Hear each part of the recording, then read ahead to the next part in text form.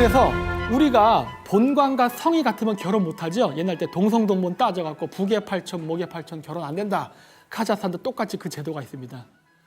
우리가 뭐 저는 김해 김씨입니다만 뭐 김해 김씨의 뭐 무슨 파 이렇게 얘기해서 뭐 우리 뭐 이종 사촌이네 뭐 이런 식으로 뭐 친족 관계 이야기하죠. 카자흐 사람들 통성명할 때 지금도 그거 하는 사람들 많아요. 이게 나는 뭐 아르만입니다. 그럼 아르만? 너는 주스가 어디야? 저는 오르타 주스입니다. 그래? 그러면 루 뭐지? 그러면 저는 뭐 나이만입니다. 케레입니다. 그러면 나도 거기 케레인데? 그러면 학렬을 또 따지죠. 뭐야? 그러면 우리 팔촌지간이네 이런 얘기를 해요. 그래서 동성동본이 같으면 결혼 못하듯이 카자흐스탄도 동성동본이면 결혼 못합니다. 그래서 우리가 얘기하는 본관, 성, 파가 있죠. 본관, 성, 파에 해당하는 그대로 그 개념이 주스, 루, 타이파라고 부릅니다. 그래서 주스, 루, 타이파가 같으면 결혼 못해요. 그래서 제가 예를 들어서 뭐 동네 정시, 충정공파라고 써놓은 겁니다. 마찬가지 그 개념을 그대로 카자흐스탄에 지면은 오르타 주스의 나이만, 옐티의 부족이면은 결혼 못합니다. 남녀간에. 같은 제도죠. 그래서 나이만을 보면 이렇게 쭉 있는데 보면 요 밑에 크타이, 카라케라는데 이 크타이가요 중국인이 아닙니다. 이 크타이라는 말은 오늘날 러시아 사람들이 중국 사람들을 얘기할 때 기타이츠라 그래요. 근데 기타이츠라는 말은 중국인이 아니라 정확히 얘기하면 몽골인입니다. 기타이츠, 크타이라는 말은 거란, 기탄을 말하는 거거든요. 그래서 나이만 족보에 크타이가 나옵니다. 중국인이라는 소리가 아니에요, 지금 저게. 근데 우리는 지금 단어를 잘못 쓰니까 중국인으로 보는 거예요. 몽골 사람도 이건 마찬가지다. 몽골 사람들 중국인은 샤타트라 그래요. 샤타트란 말은 히읗의 키역하자 기타트. 그래서 기탄, 즉 거란인이라고 지금 중국인을 부르고 있는 거예요. 이게 얼마나 웃긴 이름이냐면요. 우리가 지금 중국에 사는 동포를 우리가 조선족 부르죠. 우리가 조선족 부르면서 중국인 취급하는 거랑 똑같은 거예요. 같은 민족인데. 몽골인들도 중국인들을 몽골인이라 부르는 거고 러시아 사람들도 중국인을 몽골인이라 부르면서 중국인을 부르는 거예요. 이게 굉장히 어떤 문제가 생기냐. 앞으로 100년, 200년 뒤에 역사가 이런 식으로 자꾸 중국에서 왜곡이 되게 되면요. 나중에 모든 몽골의 역사는 중국의 역사가 돼버립니다. 왜냐? 몽골인들이 인정했으니까. 저 사람들은 몽골인이야 이렇게 돼버린 거거든요. 왜? 샤타트라는 게 기탄, 즉 거란족을 말하거든요. 거란족은 중국인이 아닌데 그렇게 불러버리는 거예요. 큰 문제라고 봐요. 지금이라도 단어를 바꿔야 됩니다. 족보에는 어면이 아니라고 써 있는데 우리는 언어 습관이 붙어갖고 그렇게 불러버리고 있는 거예요. 아무 생각 없이. 그래서 모코리, 즉 고구려라는 명칭은 몽골의 계승이 돼가지고요. 저렇게 17세기까지도 불려왔어요. 저기 보면 모쿠리스탄이라는데 이 모쿠리가 여기서는 몽골입니다. 그래서 모골리스탄 하면 몽골을 뜻하는 거예요.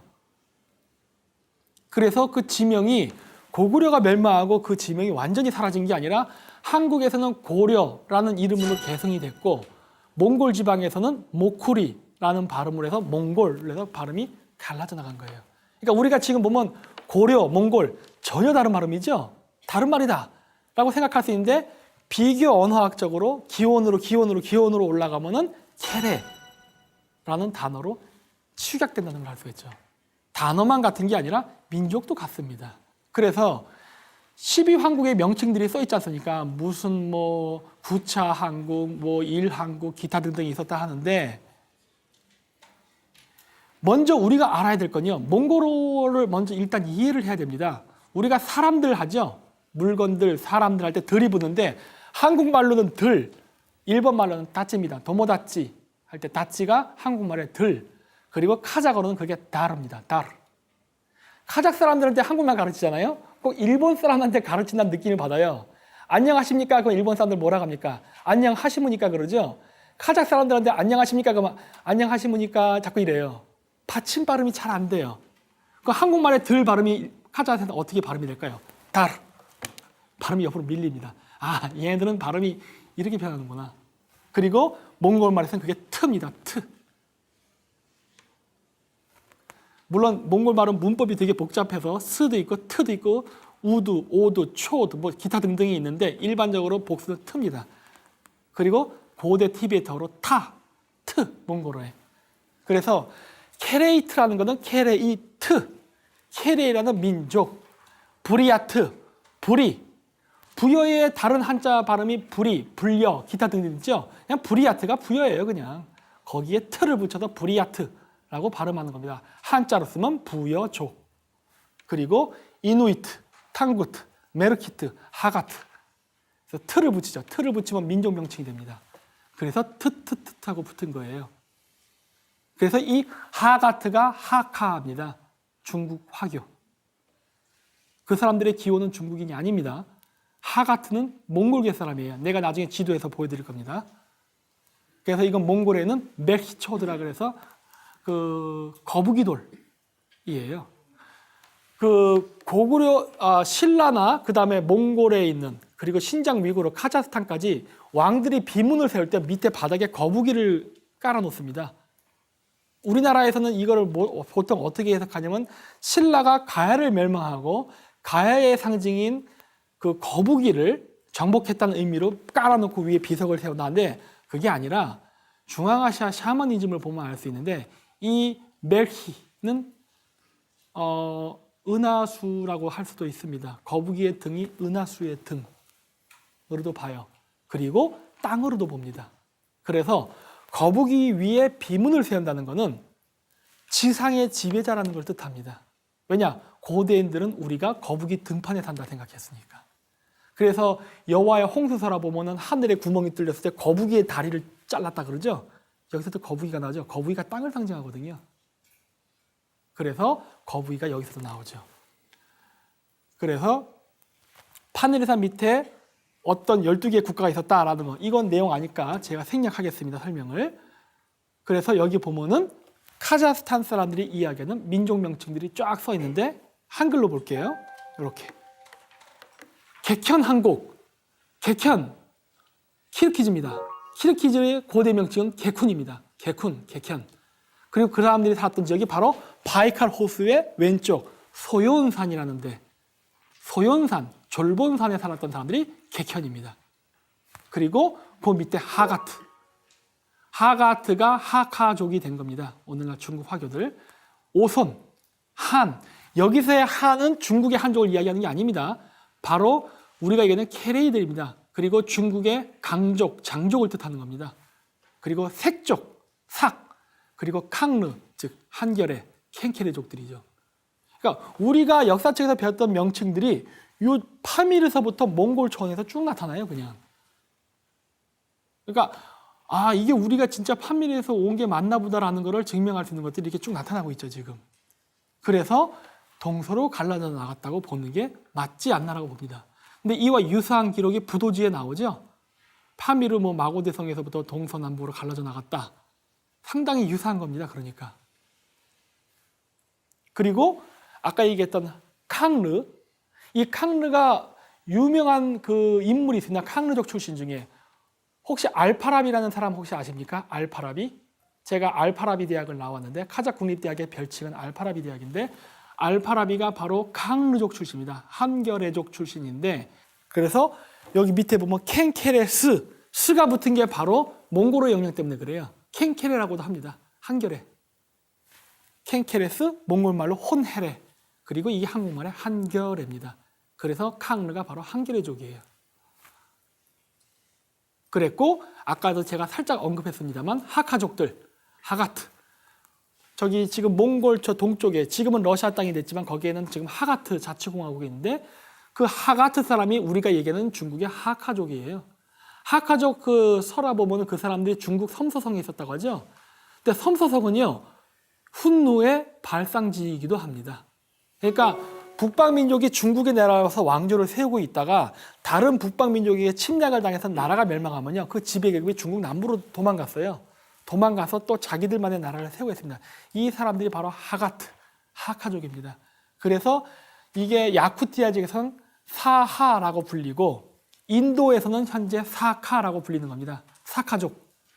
사카, 크 발음이 히읗화가 됩니다. 징기스칸, 징기스한, 코릴타이, 허를테, 켄케레, 홍헤레, 키읔의 히읗화 현상이에요. 그래서 사카, 사하, 하가트, 하카, 그 다음에 우리 그 어떤 역사학자분이 저기 치망하이 태국에 가서 아까족과 언어가 뭐 비슷한 거 찾았다는데 아까족 하는데 그 아까가 바로 사카, 하가트족입니다. 같은 민족들이에요. 그래서 중국의 화교, 즉 하카족들은 치유를 모시지 않습니까? 이유가 있는 겁니다. 이 사람들은 북방계예요. 그러니까 지금도 북방민족의 상징이 나왔습니다. 한족이 고대의 악마, 나쁜 놈이라고 생각했던 치유를 객가족들은 조상신으로 모시지 않아요. 왜 그럴까요? 북방계라서 그런 겁니다. 비록 그 사람들이 언어를 잃어버려서 지금은 알타이계 언어를 쓰지 않고 한족계 문법으로 말은 하지만 지금도 정신상으로는 나는 너희와 다르다죠. 그래서 여기 아까 다시 나오지만은 케레이 족보에 보면 이렇게 파미르로부터 아르한가로 가서 12개의 케레이 연방을 세웠다는 기록이 나옵니다. 이미 얘기해서 생략할게요. 그래서 12황국의 명칭이 중앙아시아 유목민족의 명칭하고 굉장히 비슷해요. 이게 훑어보면은. 예를 들어 비리고는 비류, 비리인데 이거는 부여입니다. 그리고 양원국, 유연이에요 그냥. 그리고 그 다음에 구막, 키막 쪽이 있어요. 몽골에서 지금은 저기 다게스탄이라 그래서 그 체첸공화국 쪽으로 지금 이 사람들이 많이 가서 살고 있는데 이 사람들은 원래는 몽골 서부에 살았던 사람입니다. 구막, 키막, 구차, 구다라고 부르는데 이거 차라고도 읽어있죠. 구차, 흡착. 그 다음에 우루, 오구르. 이거 위구르 사람들 얘기하는 거고 객현한국, 객훈. 그 다음에 메구려, 마사게트, 사나바, 사르마트. 이런 식으로 해서 12개 국가의 명칭들이 중앙아시아 민족 명칭에 그냥 그대로 존재해요. 지금도 존재합니다. 그래서 물론 지금 저 사람들이 사는 위치가 고대 12황국의 위치라고 단정을 할 수는 없습니다. 유목민족은 이동을 하기 때문에 원래 유목민족은 이동을 하면서 살았어요. 유라시아 초원에서. 따라서 농경민족적 역사관으로 딱 그 지역을 집어서 여기다라고 고착해서 볼 수 없습니다. 이동하기 때문에. 하지만 우리가 봤던 그 고대 12황국의 유목민족의 부족국가의 명칭이 오늘날 21세기에 살아있다는 건요. 굉장히 고무적인 겁니다. 고로 거짓말이 아닌 신화가 아닌 사실의 역사할 가능성이 매우 높다는 거예요.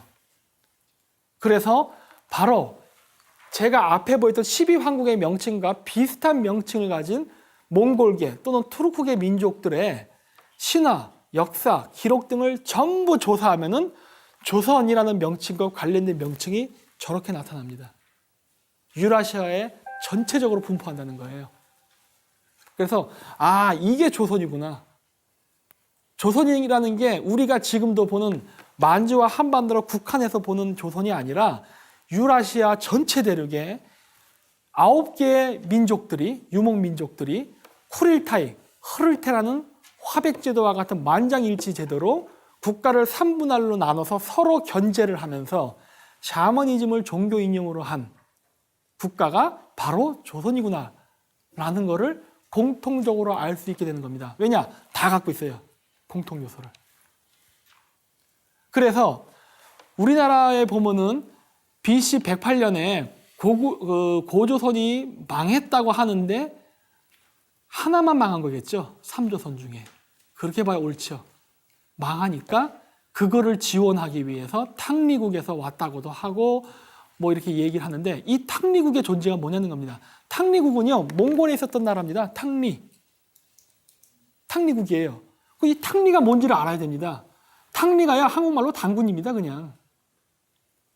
지금은 몽골어로 탱게르, 그 다음에 투르크에서는 탱글이라고 발음하는데 고대는요. 탱글이라는 발음이 탕리 또는 튼리라고 발음했습니다. 바로 저렇게 씁니다. 탕리 또는 튼리라고 발음합니다. 동명성왕이 탕리국에서 왔다고 하죠. 그 탕리국이 어디입니까? 문헌상으로 봐도 내몽골 쪽이에요. 근데 거기에 무슨 나라가 있었습니까? 탕리국이 있었습니다. 흉노가 있었어요. 흉노가 쉽게 얘기해서. 그냥 그 흉노가 단군 조선이에요. 탕리가 단군이라는 의미가 단군국이거든요. 근데 저 나라 탕리국의 공통점이 뭡니까? 샤머니즘을 국가 이념으로 하고 왕, 왕족, 귀족 계급이 삼권을 분할해서 서로 견제와 균형을 이루면서 통치를 했고 샤머니즘을 국가 이념을 했거든요. 조선 아닙니까? 저게 조선이거든요. 그래서 결국 이거를 봤을 때 알 수 있는 건 뭐냐? 우리나라가 한 나라한테 일시적으로 멸망을 당했을 때 내몽골 쪽에서 지원군이 왔다는 거예요. 도와주러 온 거예요. 몽골 사람들이. 우리나라의 독립을 위해서. 그랬고 다시 고구려 백제 신라가 다시 왕조가 열리죠. 나중에. 그랬고 이런 식으로 당군과 관련된 각종 단어들은요. 보시는 바와 같이 쫙 존재합니다. 수메르의 문물을 전파한 자가 누굽니까? 딩그르입니다. 지금 우리가 그 메소포타미아 문명할 때 유프라테스와 티그리스 강이라고 하죠. 티그리스. 스는 몽골에서 얘기하는 복수입니다. 티그리라는 민족이거든요. 티그리 뭡니까? 탱그리 아닙니까? 탱그리 종족. 파미르로부터 어떤 기술을 갖고 내려온 종족들이 메소포타미아에 문명을 전파하고 수메르라는 나라를 세웠거든요. 이 사람들이 바로 티그리스, 탱그리입니다. 그래서 티그리스라는 것은 현재 우리가 쓰는 명칭이고요. 현지어로는 딩그르라고 합니다. 그래서 카자흐스탄 사람들은요. 티그리스 강이라 부르지 않고 딩그르 외지엔이라고 부릅니다. 딩그르 강이라 불러요. 탱그리, 딩그르. 단골레입니다. 바로 파미르에서 온 사람들입니다. 그래서 저기도 탱리라고 써놨죠. 저게 바로 탕리입니다. 한 나라로부터 멸망했던 이 중국 동부와 만주 쪽의 조선을 독립시키기 위해 와준 사람들. 그래서 조선, 주신, 주센, 숙신, 주슨, 자신, 주리진, 주천 이 조선이라는 단어를 여러 민족이 다른 알파벳으로 표기를 하고 언어가 변하면서 언어가 조금씩 갈라졌는데 이 모든 파생어들을 연구하면은 민족 명칭이 쫙 나타나죠. 사크족, 아시리아, 오세티아까지 나옵니다. 쭉 나와요. 이 사람들이 모두 공통 분모를 가지고 이 단어를 썼습니다. 참고로 제가 있었던 카자흐스탄, 지금 석유가 많이 나는 지역 카스피해라고 있습니다. 카스피해를요 옛날 땐 주잔해라고 불렀어요. 주잔해면은 우리말로 하면 조선해네 이렇게 되는 거예요. 그러니까 이 조선이라는 명칭이 광범위하게 존재한다는 거죠. 우리가 생각하는 상상 이상으로 존재했던 겁니다. 하지만 아까도 얘기했지만 이 조선이라는 이름을 썼던 연방국가는 하나의 민족이 아닌 다민족 국가 시스템이었습니다. 그래서 여러 부족 민족들이 초원을 어떻게 효율적으로 살까를 하기 위해서. 왜 그랬냐면요. 여러분들 유목민족 하면 자꾸 유목민족들은 유목만 했다고 생각하시는데요. 유목민족은 농사도 같이 지었습니다. 그리고 혹시 누들로드라든가 이런 다큐멘터리 보셨는지 모르겠지만 최초로 농사를 지어서 면을 뽑아 먹은 민족은 위구르인입니다. 파미르고원에서 먼저 시작됐어요. 농사가. 우린 농사하면 좀 쌀농사 생각하시죠? 밀농사였습니다. 그래서 유목민족이 어느 한 지역에 이동하면 거기다가 밀을 심고 유목하다가 밀을 거두면 밀도 먹고 양도 먹고 하면서 초원을 이동했어요. 다만 초원을 이동을 할 때는 어떤 식으로 이동했냐면 반시계 방향으로 돌았는데 과거 샤만의 성지였던 바이칼 언덕을 바이칼 호수를 북극성으로 바라봤습니다. 뭐냐? 우리가 밤하늘의 별을 보면요. 북극성은 거의 가만히 있는 것처럼 보이고 별들이 쫙 돌아가죠. 이렇게 돌아가죠. 이 원리를 그대로 이용해서 유목민족들은 유라시아 대륙에 살면서 반시계 방향으로 바이칼 호수를 북극성이라고 생각하고 반시계 방향으로 계속 유목을 했습니다. 왜 유목했느냐? 여러분들 이 유라시아 대륙 평원을 보면요. 고비 사막이 있고요. 만주에는 평원지대가 있고 천산산맥에 있는 산이 있고 여러 지형들이 존재합니다. 그러니까 어떻게 되니까 유목민족한테 너는 그 자리에서 그냥 살아. 그럼 어떤 일이 벌어지나요? 전쟁이 나죠. 고비 사막에서 평생 살아. 안 되죠. 사막에 있으면 굶어 죽는데. 그건 유목민족들이 이러한 여러 지형이 존재하는 유라시아 대륙을 어떻게 하면 전쟁이 안 나고 평화롭게 다스릴 수 있을까요? 돌려야 됩니다. 힘든 데 살았던 사람은 살기 좋은데, 살기 좋은 데 살았던 사람들은 힘든 데로 보내야 돼요. 그래야 불만을 안 하죠. 힘든데 살아도 다음번에는 좋은 데 가니까 일단 조금 굶고 살자. 그동안에 육포도 만들어 놓고 했으니까 그런 거 먹으면서 1년을 버티자. 이렇게 되는 거예요. 그래서 코릴타이, 허를테라는 그 화백회의에 의해서 몽골족은 이번엔 여기, 케레이, 한국인들은 여기, 카자흐인들은 여기 이런 식으로 목초지를 결정해 주면은 여기서 유목 생활을 하면서 위아래로 움직입니다. 전체적으로는 반시계 방향으로 돌지만 일단 목초지가 결정이 되면요. 거기서부터는 위아래로 움직여요. 왜 위아래로 움직일까요? 간단합니다. 겨울엔 추우니까 내려가고요. 여름엔 더우니까 올라갑니다. 요거예요. 우리 민족들은 유라시아 대륙을 계속 반시계 방향으로 돌면서 위아래로 움직인 거예요. 그런데 여기다 중국인들이 만리장성을 쌓은 거죠. 내려오지 마 그러고. 그러면서 중국인과 유목민족은 끊임없는 전쟁을 한 겁니다. 그러면서 중국 사람들은 우리 유목민족을 보고 너희들은 침략자다 그러는 거예요. 아니 우리 원래 이렇게 살아왔는데 자기네들이 농사를 짓겠다고 벽을 막아버린 거거든요. 그러니까 어떻게 되는 거예요? 유목민족들이 화가 나죠. 아니 우리 조상대들은 원래 내려갔던 땅을 누구 마음대로 벽을 쌓는 거야. 인정 못해. 그리고 쳐들어 내려가니까 중국인들은 침략자라고 얘기해요. 이건 침략자가 아니죠.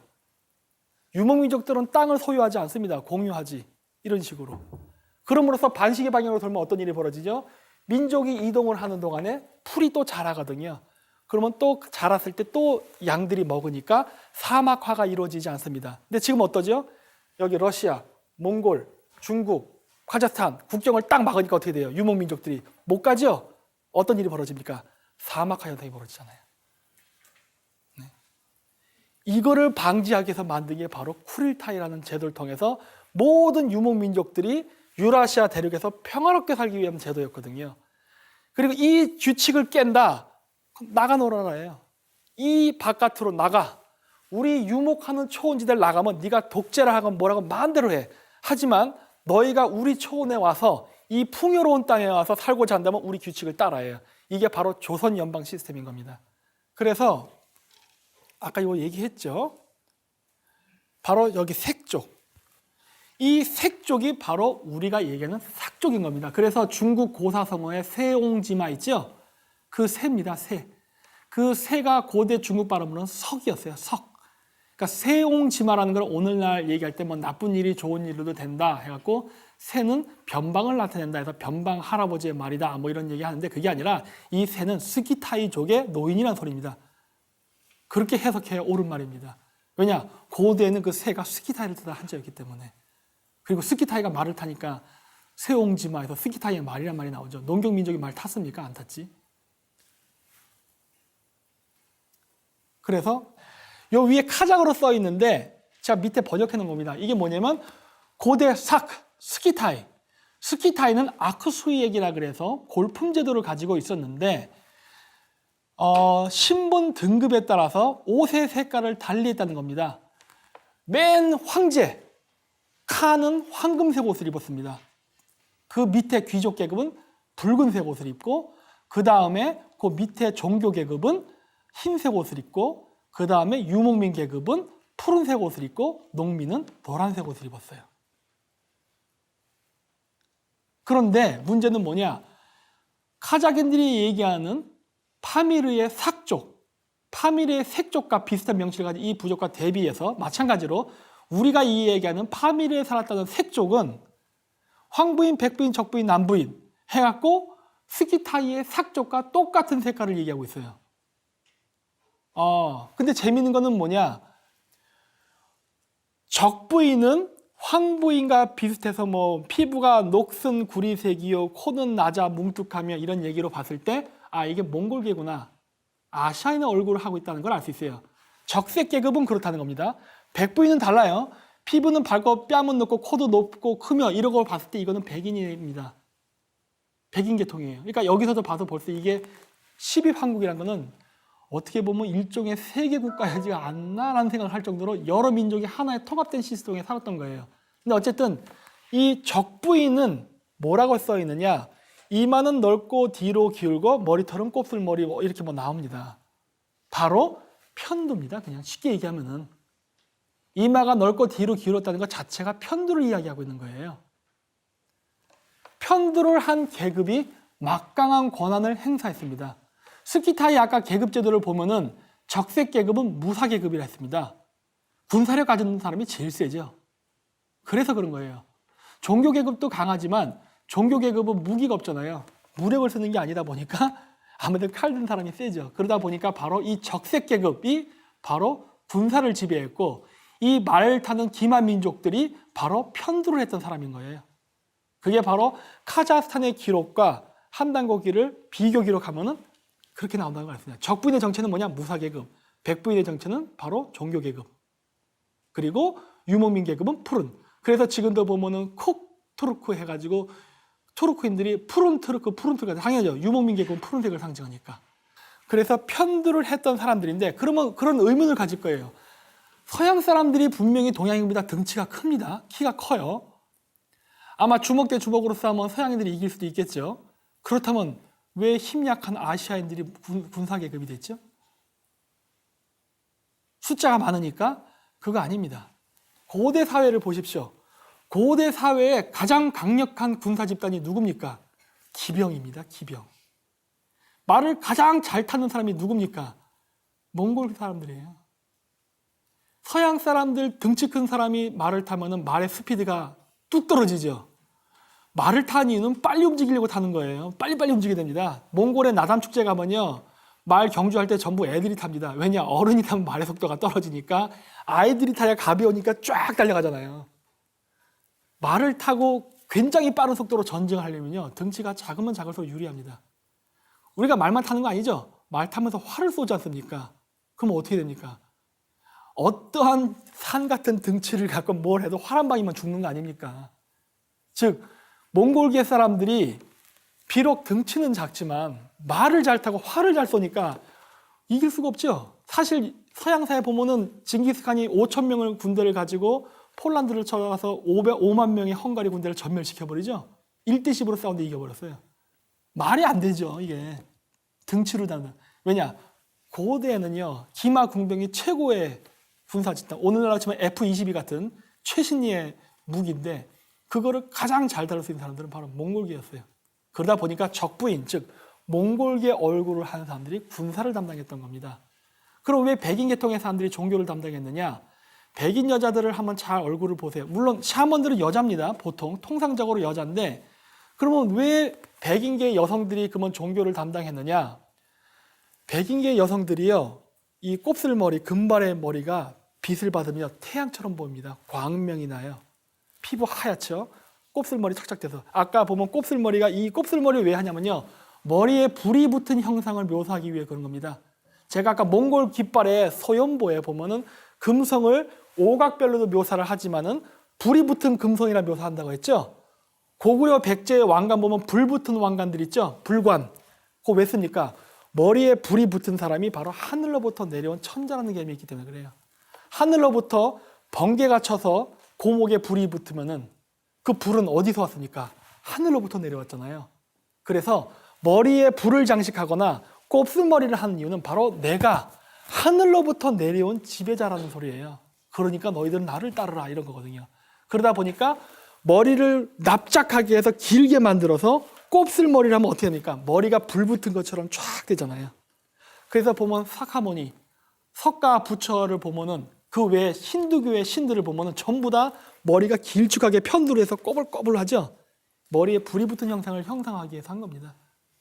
그리고 불관을 머리에 장식하죠. 그런 형식 때문에 그게 나온 거예요. 그러니까 어떻게 됩니까? 우리나라 그 절에 갈 때 보면 그 부적 같은 거 쓸 때 번개 맞은 대추나무 이런 거 많이 얘기하죠. 바로 번개를 맞은 그 나무는 하늘로부터 선택받았다고 생각하거든요. 번개는 하늘로부터 내려오잖아요. 번개가 하늘과 땅을 딱 번개가 쳐서 연결이 되는 순간 불이 붙었단 말이에요. 그래서 그 불은 신성의 상징으로 왕이 쓰고 번개를 맞은 그 나무를 가지고 바로 부적도 만들고 제사에 관련된 용품을 만듭니다. 그래서 몽골 샤만들도 이거 북 같은 거 만들고 이거 만들 때 번개 맞은 나무를 갖고 만듭니다. 번개를 맞아야 하늘과 연결이 됐다고 생각하는 거예요. 그래서 번개는 권위의 상징이면서도 종교적 의미를 갖고 갑니다. 그래서 바로 이런 편두의 풍습이 생긴 겁니다. 그게 한단고기에 이마는 넓고 뒤로 기울었으면 이런 얘기가 나온 거예요. 그냥 쉽게 얘기하면 편두예요. 그랬고 바로 그 적색 계급들, 말 타고 활 쏘면서 싸웠던 무장 집단들이 편두를 했던 아시아계 몽골이라는 걸 알 수 있는 거예요. 모든 스키타이 민족이 편두를 한 게 아닌 겁니다. 결론은 바로 지배 계급만 편두를 하는 거예요. 모든 한민족이 하는 게 아니에요.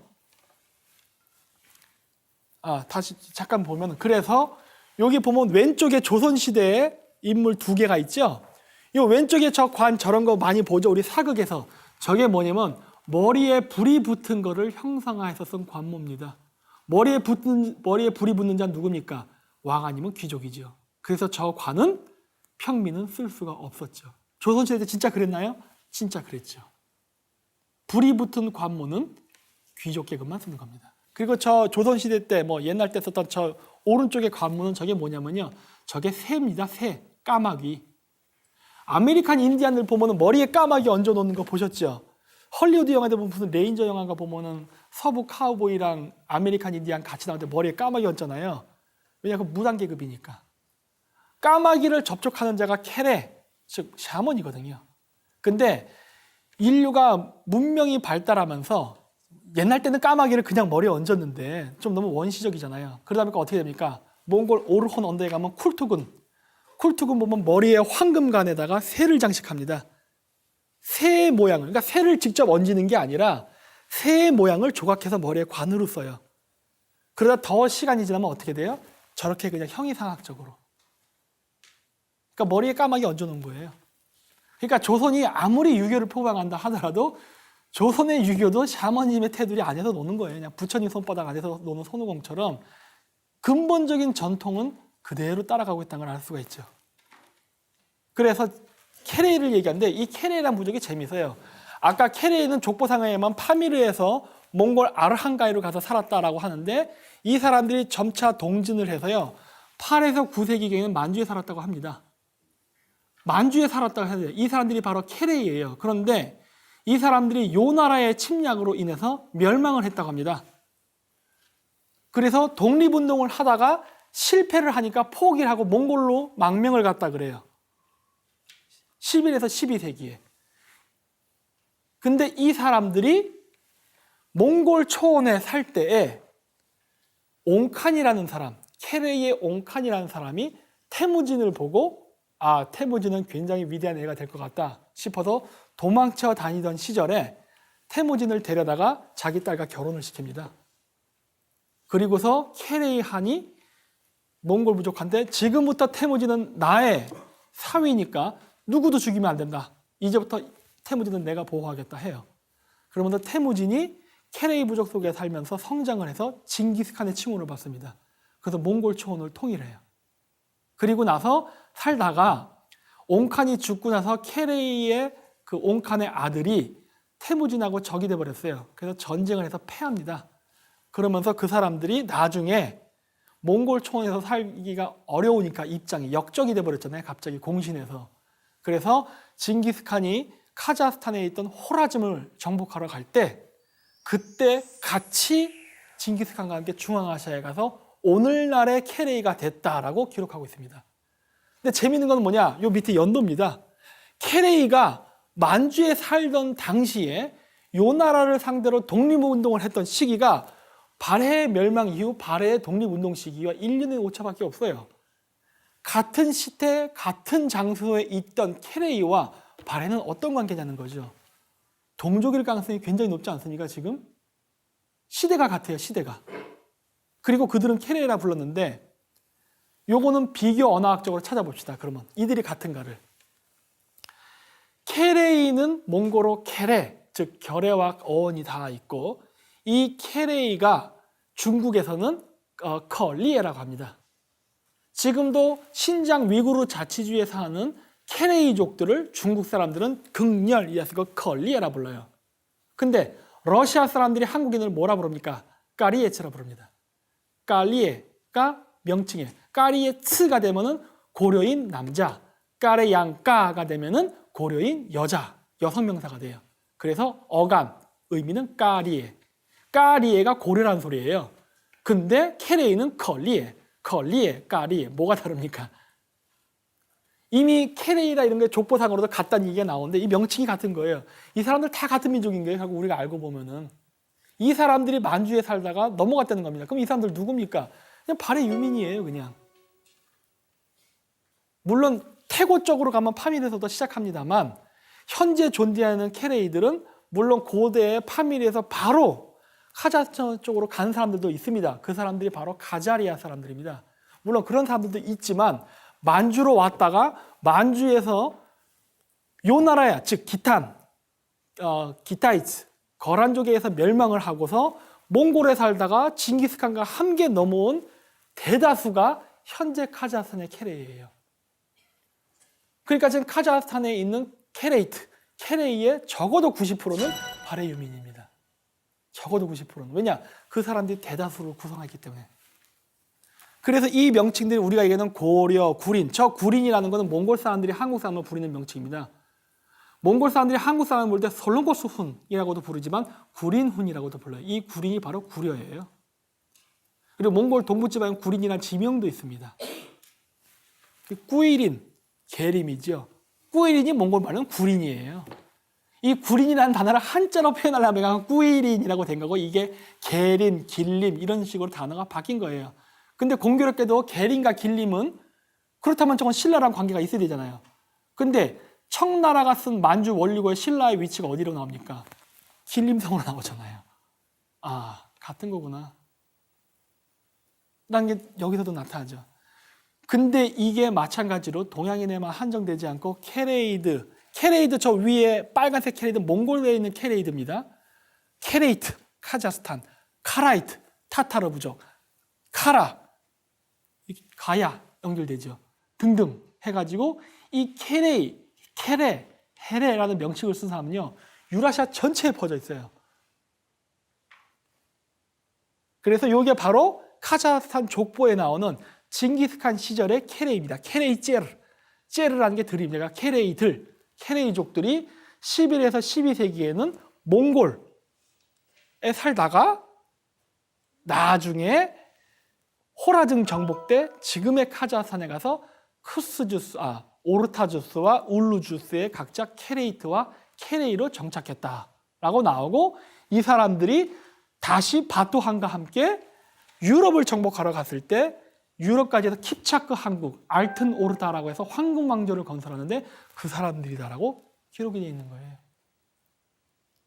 그래서 폴란드와 그 다음에 체코 그리고 크로아티아 그 다음에 우크라이나 크림반도에 가면 타타르인들 살죠. 카라이트 타타르가 있습니다. 이 카라이트 타타르가 바로 케레이트, 결의 고려입니다. 이 사람들이에요. 저기까지 뻗쳐져 있는 거예요.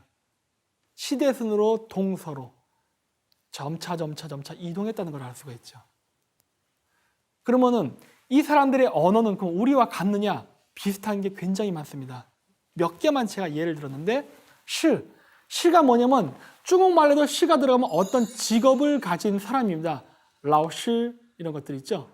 시가 들어가면은 리시 하면은 그게 변호사란들이에요. 근데 이 시라는 단어가 한자로는 선비사자를 쓰는데 저게 한자 발음이 아닌 것 같습니다. 왜냐? 카자흐 같은 경우도요. 시 발음이 들어가면 어떤 직업을 가진 사람을 뜻합니다. 오쿠, 일단데 오쿠시 하면 읽는 직업을 가진 사람, 학생. 오쿠투, 가르치다. 오쿠투시, 가르치는 것을 직업으로 가진 사람, 선생이라는 의미가 돼요. 시. 그리고 우리는 변호사, 판사, 검사, 사라는 말을 쓰죠. 일본 말로도 벤시, 그다음에 칸코시, 칸코후, 시라고 쓰죠.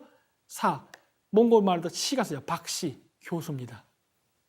그래서 한자 자체가 우리는 지금 중국 한쪽이 만들었다고 생각하는데 그게 아닙니다. 왜냐? 중국 학자들도요. 한자는 바이칼 호수에서 샤먼들이 썼다라고 얘기해요. 왜냐? 최초의 한자의 용도는 우리가 서로 간의 의사소통을 위해서 쓴 의자가 아니라 샤먼들이 하늘로부터 신의 메시지를 받기 위해 썼던 신탁 문자거든요. 원래의 시작은. 그랬다가 샤먼이 권력을 잃으면서 샤먼의 문자가 왕족과 귀족 계급의 문자로 들어왔고 오늘날 민주, 공산주의 혁명이 일어나면서 이 문자가 다시 일반 대중한테 퍼진 거예요. 그래서 원래 한자의 용도는 신탁 문자였거든요. 그렇다면은 반드시 카자흐와 몽골어 속에는 한자 단어가 존재해야 됩니다.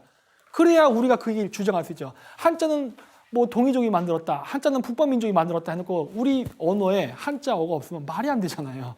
논리가 안 맞는 거 아닙니까? 그래서 보면 여기 보면은 숄이라는 게 사막인데 사막의 사와 숄은 발음이 비슷하죠. 쭉 말하면 샤라고 하죠. 샤, 숄, 셔뭐 하면은 사막이라는 소리고 수, 물 숫자, 강입니다. 우리가 압록수, 살수대첩 하죠. 수라는 말 자체가 강이에요. 그래서 지금도 투르크계 민족은 제투수, 앙카라수, 뭐 알라수 이런 식으로 수에서 강이라는 이름을 씁니다. 우리가 압록수, 살수, 이 수라는 단어가 어디서 왔는지 어원을 알 수가 있죠. 돼지, 동어즈, 돼지 돈자입니다. 그렇죠? 돼지 돈자와 동어즈 발음 비슷하죠? 한자의 발음은 몽골계, 한국계, 투르크계가 각자 자기 민족의 발음에 맞춰서 썼습니다. 우리가 고스톱도 동네마다 규칙이 틀리듯이 한자를 공통으로 써도 언어가 갈라지다 보니까 자기식 발음으로 쓴 거예요. 우리가 도서관을 도서관이라 쓰고 일본 사람은 토쇼관이라고 그러고 중국 애들 투슈관 이렇게 쓰듯이 발음이 비슷비슷하면서 다르게 썼던 것 뿐이에요. 그래서 진짜, 참 진짜지요? 바로 카자흐에서는 신입니다. 신. 진짜야? 그럴 때 신바 그래요. 진짜야? 그런단 말이에요. 이런 식으로 씁니다. 여기선 제가 투르크어만 쭉 썼는데 몽골에도 이런 단어가 많습니다. 우리가 몽골에서 그냥 센베노 할 때 안녕하세요 하는 센이거든요. 좋다 할 때가 센 그래요. 이 센은 뭐냐? 착할 선자입니다. 설문해자에 보면 착할 선자가 좋을 선자로 나옵니다. 그러니까 잘 있냐? 좋냐? 할 때 이게 센이거든요. 그래서 선을 쓰는 거예요. 그래서 선베노라고 써 있는 거예요. 그 외에도 뭐 공주는 몽골말 쿵주, 그다음에 뭐 하지 마라 할 때 몽골어 비트기 한데 그 비트기가 바로 아닐 비자지요. 뭐 하지 마라 할 때 물이라는 단어가 있는데 말물이라는 게 있죠. 하지 마라 금지할 때 물자. 몽골에서 그대로 쓰입니다. 뭐 하지 마 할 때 물 하고 써요. 이런 식으로 해서 몽골어 단어들 한자가 무진장 많지만 다만 오늘날 여기 보는 것처럼 든 믿을 신인데 믿을 신의 국유음악 이전 바람 든으로 해서 카자흐에서는 종교라는 의미로 쓰이고 한자에서는 믿을 신이 되죠. 하여튼 뭐 설명을 다 하진 않겠습니다만 이렇게 있는데 그럼 왜 몽골인이나 카자흐인들은 한자를 지금 안 쓰느냐? 태초에 한자를 만들 때냐 신탁 문자였기 때문에요. 인간과 신과의 대화를 위한 용도로서 한자를 만들었습니다. 서양 문자로서 만들었지만 사회가 인구가 증가하고 복잡해지다 보니까 어떻게 돼요? 하나하나 한자로 쓰기가 너무 복잡해진 거예요. 지금 한자가 5만 자가 넘다 하잖아요. 처음엔 그렇게 했어요. 하다 보니까 너무나 비효율적인 거예요. 내가 언제까지 이런 식으로 써야 돼. 그리고 몽골 초원지대를 가보십시오. 나무가 별로 없습니다. 종이의 재료가 뭡니까? 나무죠? 나무가 없는데 종이가 없으면 어떻게 쓰죠? 그래서 카자흐 사람들이 썼던 저 글자를 탐가 문자, 몽골 말로는 타묵이라고 하는데 그 의미는 뭐냐? 돌에다가 쇠로 탁탁 쳐서 새기는 조각 글자입니다. 처음엔 새겼어요. 근데 글자의 가지수가 늘어나고 표현해야 될 게 많아지다 보니까 그거를 하루 종일 쳐야 되는 거예요. 연애 편지 하나를 쓰려도 일주일이 걸리는 거예요. 이게 말이 안 되잖아요. 그러다 보니까 어떻게 된 겁니다. 야, 이거 불편해. 바꿔. 해서 나온 게 표음 문자입니다. 표음 문자를 최초로 쓴 사람들이 바로 투르크, 몽골계 사람들이에요. 그러면서 아까 몽골 오르훈 언데 가면 표음 문자로 써놔요. 그러니까 이제 이게 쓰기가 간단해진 거예요. 12세기 몽골 비사에도 보면은 몽골인들이 세계를 경영하면서 기록을 남게 되잖아요. 세금도 걷어야 되고 여러 가지 종이가 필요하지 않습니까? 그래서 그 종이를 고려해서 수입해 갔다는 기록이 있습니다. 왜냐? 몽골 중에서 안 나오거든요. 남부 지역의 나무를 이용해서 종이를 만들어서 그 한지를 갖고 기록을 했기 때문에. 그래서 한국에서 고려시대 때 계속 종이를 제공했다는 기록이 한국 기록에도 나오고 몽골 기록에도 나옵니다. 그래서 유목민족들이 한자를 발명했음에도 불구하고 쓰지 않았던 이유는요. 생활 환경 때문에 사라진 겁니다. 쓸 수 없어서. 그래서 표문자를 개발하고 한자를 포기했죠. 그래서 한자를 포기했지만 언어 속에서는 한자 단어가 나타나는 거예요. 그런데 이런 현상이 오늘날 우리 한국인한테 나타나고 있습니다. 지금 오늘날 한국 사람들, 저도 글씨를 굉장히 못 써요. 왜냐? 컴퓨터를 쓰다 보니까. 컴퓨터로 쫙 치면은 1분의 A4지를 거의 절반을 메꿀 수 있을 정도로 빨리 치는데 손으로 쓰라 그러면 너무 시간이 걸립니다. 안 쓰게 되죠. 그러니까 어떻게 됩니까? 한자를 까먹습니다. 지금 일본 사람들도 한자를 까먹어요. 컴퓨터로 치다 보니까 한자를 점점 까먹기 시작합니다. 근데 한자를 까먹었다가 해서 단어에 한자 단어가 없는 거예요? 한자 단어는 존재하죠. 학교, 일본말로 깎고, 우리말로 학교. 한자 어는 존재하지만 한자를 안 쓰다 보니까 까먹는 겁니다. 그러니까 투르크계나 몽골계 민족은 한자를 만들어 놓고 쓰다가 생활 여건 때문에 안 쓰면서 한자를 잃어버렸지만 한자 말이 화석 단어로 저렇게 남아있는 겁니다.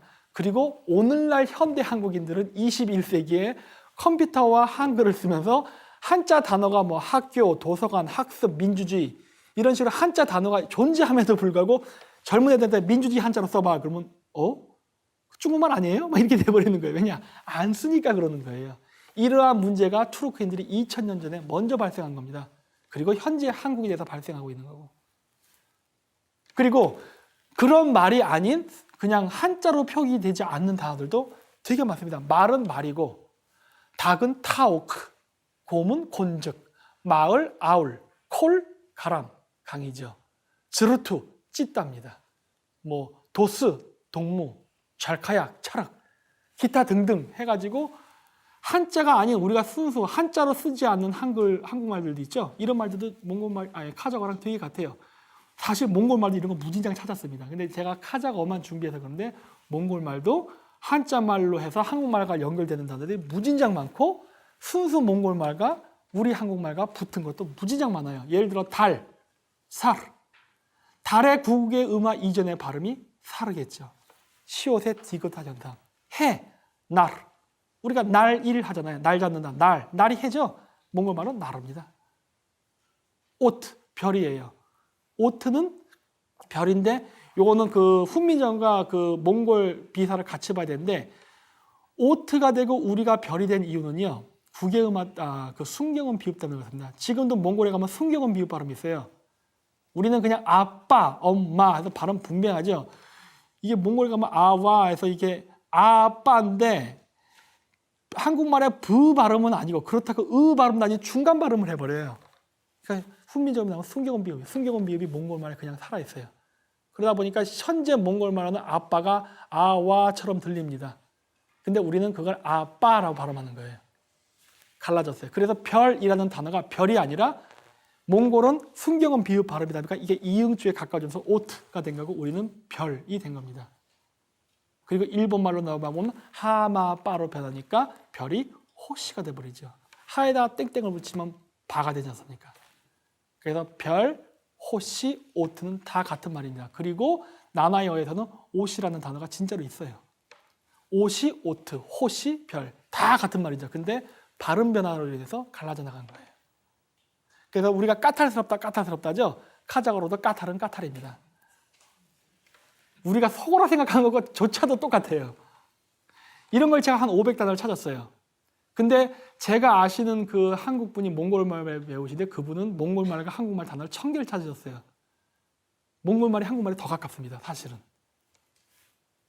근데 재밌는 거는 뭐냐? 우리 민족이요. 고인돌도 그렇지만 고인돌이 북방계와 남방계가 같이 나타납니다. 근데 언어에서도 그것이 증명이 됩니다. 우리가 농사랑 관계된 단어들은요. 뭐 쌀, 벼, 밥 이런 것들은 인도 남북의 드라비다 어족과 관계가 있어요. 그런 얘기 많이 들으셨죠? 근데 유목민족과 관련된 말들, 동물들 이름들 사람, 개, 소, 말, 돼지, 닭은요. 북방민족이 언어와 똑같아요. 이게 드라비다하고는 또 다릅니다. 이거로 봤을 때 우리나라 한반도에는 농사를 짓는 남방계 드라비다인들과 유목생활했던 북방계 유목민족이 들어와서 섞여버렸구나라는 걸 알 수가 있죠. 그래서 언어에서도 농경계 단어는 드라비다계어, 유목과 관련된 언어는 투르크계 또는 몽골계 언어가 나타납니다. 그래서 실질적으로 고인돌의 분포도 그렇게 나타나고 DNA도 보면 우리나라가 저쪽 중국 광동성 화교들이랑 DNA가 비슷해요. 대만이랑. 그럴 수밖에 없죠. 하가트, 하카족은 북방민족계니까. 네. 그래서 이제 마지막인데 우리가 구이족이라는 말을 많이 씁니다. 동이족, 구이족. 근데 우리가 고대에도 구이족을 구이족이라 발음했을까요? 아닐 겁니다. 고대 문자일수록 일본의 음차 문자처럼 음독과 훈독을 병행해 쓴 경우가 많았어요. 우리가 동이족을 구이족이라고도 얘기하는데 한국어가 어디에 속합니까? 알타이계 언어 중에 퉁구스 어족에 속합니다. 퉁구스. 퉁구스는 무엇이냐? 카자고로요. 숫자 9가 토그즈입니다. 토그즈. 부르 예크 우슈 뭐 이렇게 트루트 BS 이렇게 해서 숫자 9가 토그즈예요. 그리고 퉁구슈는 장남을 뜻합니다. 근데 한국어는 퉁구스 어족에 속해요. 그리고 중국 사람들은 중원에 토카스족이 살았다 그래서 토카스족은 중화민족이다 그래요. 말이 안 되죠. 왜냐? 토카스는 퉁구스의 음차 문자거든요. 근데 재밌게 도화석이라 써놨어요. 저 복숭아나 저 도화나무의 원산지는 파미르입니다. 그거 아십니까? 생물 백과사전에 찾아보면 파미르가 원산지예요. 도화석, 퉁구스족의 원산지는 어디입니까? 파미르예요. 한자에서도 의미로도 나타나지만 발음도 퉁구스입니다. 이 퉁구스가 바로 토카스, 퉁구슈, 토그즈예요. 근데 왜 장남이란 단어가 퉁구시냐? 유목민족의 습성을 알아야 됩니다. 우리 유교 문화에서는 장자한테 재산을 물려주죠. 유목민의 풍습은 막내 아들한테 물려줍니다. 왜 그러느냐? 아빠가 젊을 때 결혼해서 자식을 낳으면요, 그 자식들은요, 아빠가 팔팔할 때니까 새끼도 쳐서 주고 활 쏘는 법, 집 만드는 법을 다 가르쳐줘요. 그러니까 독립할 수 있게 해주는데 아빠가 늙어서 난 막내 자식은요, 내가 늙었기 때문에 어떻게 해줄 수가 없어요, 이제. 그러니까 어떻게 하냐? 나 죽으면 내 집 가져 그런다고요. 그래서 막내한테 재산을 물려줍니다. 그러니까 어떻게 됩니까? 장자, 형님들은요, 아빠가 사는 집을 떠나야 됩니다. 즉, 파밀리에서 우리 민족이 기원했다 하더라도요, 우리는 떠나야 돼요. 파밀리에 살 수가 없어요. 파밀리에 유목민족이 살다가 인구가 증가하게 되면은 막내 부족만 남겨두고 형님들은 딴 데를 가야 됩니다. 딴 데 가서 새 터전을 잡아야 되고 또 인구가 증가하면은 막내는 남고 나머지 형들은 딴 데로 가야 돼요. 계속 이동할 수밖에 없는 거예요. 그러니까 숫자 9와 퉁구슈는 같은 발음을 갖는 게 당연히 중앙아시아 민족의 전통을 보면 알 수가 있는 거죠. 그런 관점에서 봤을 때는 동쪽 끝으로 온 한국 사람들이 퉁구스 어족인 우리는 어떻게 보면 구이족이자 장남민족인 건 맞는 거죠. 북방민족의 전통에 같이 비교해서 봤을 때. 그래서 우리가 얘기하는 바로 구이족은 원래 발음은 퉁구스일 가능성이 높습니다. 그리고 아까 얘기했던 사하족, 사카, 하가트하고 얘기했던 야쿠티아에 사는 사하족이 바로 퉁구스족입니다. 사하족이 뭡니까? 사카족 아닙니까? 바로 색족이죠. 바로 이런 것들을 여러 비교 의문학과 유물, 유적, 언어, 그 다음에 신화, 그들의 역사 기록과 족보 기록을 보면은 이 민족들이 굉장히 유라시아에 광범위하게 존재했고 그들의 뿌리는 하나라는 걸 알 수 있습니다. 다만 여기서 제가 이 강의를 하면서 이제 마지막 결론으로 제가 이야기하고 싶은 부분은요, 이것을 모두 한 민족이라 규정해서는 안 된다는 겁니다. 왜냐? 한 뿌리로부터 갈라졌는데 워낙 다양한 언어가 파생해서 지금 나왔습니다. 따라서 이 언어가 정통이다라고 얘기하기가 되게 애매해요. 그 조상으로부터 수백 개의 지금 민족이 갈라졌기 때문에 제가 이 고대사, 유라시아 역사를 보면서 내린 결론은 저거를 통해서 저 모든 게 우리 민족이다라고 생각하지 않고 저들이 우리의 형제구나. 우리가 정말 남이라 봤던 사람들, 이민족, 외국인이라 생각했던 사람들이 사실은 그게 아니라 한 조상을 갖는 형제라는 것을 아는 것이 더 중요하다고 봅니다. 그거는 누가 먼저다 아니다가 아니라 즉 이 한국이라는 존재를 제가 유라시아 대륙을 연구하면서 느낀 건요, 어떻게 보면 고대의 어떤 하나의 세계 정부, 세계를 하나로 통합해서 갖고 있었던 어떤 국가가 연방 시스템이 존재하다가 무너지면서 민족별로 갈라져서 오늘날에 이르렀다라고 볼 수밖에 없는 결론에 도달합니다. 왜냐하면 지금 우리나라에서 발견된 고인돌에서 백인 유전자 발견되죠? 그러다 보니까 우리가 얘기하는 그 동서를 아우르는 강력한 실크로드 유목국가들이 백인과 동양인의 피를 동시에 갖고 있습니다. 러시아에서 발견되는 스키타이의 무덤들을 보면요, 전부 그래요. 동양인의 DNA와 서양인의 DNA가 같이 나옵니다. 그럼 얘는 동양인이에요, 서양인이에요? 그렇게 보지면 안 된다는 거예요, 이게. 그렇게 보기에는 무리가 있다고 보는 겁니다. 그래서 저는 역사적 그리고 민족적 시각을 조금 더 넓게 봐야 된다고 봅니다. 왜냐하면 우리가 지금의 지금 이 역사관을 우리의 고대사를 찾으면서 너무 확장한 데 있어서 어떤 특정 민족을 강조하게 되면요. 나머지 민족들한테 환영을 받을 수가 없게 됩니다. 12황후라는 존재를 증명하기 위해서는요. 우리 한민족들도요. 우리 주변 민족들을 하나의 형제로 보고 동등하게 바라봤을 때, 즉 고대 유목민족의 같은 쿠릴타이, 흐르테, 서로를 동등하게 바라보고 원탁에 앉아서 서로를 봤던 그 정신으로 돌아가지 않는다면은 이 고대사는 영원히 파묻혀버릴 가능성이 매우 높습니다. 그래서 우리는 이 고대사를 좀 더 넓은 마음으로 하나의 민족으로부터 갈라져 나갔다고 보고 우리 인류의 공동의 역사라는 관점에서 찾아 나갔을 때 이 우리의 잃어버린 역사는 다시 발견될 거라고 봅니다. 네, 감사합니다.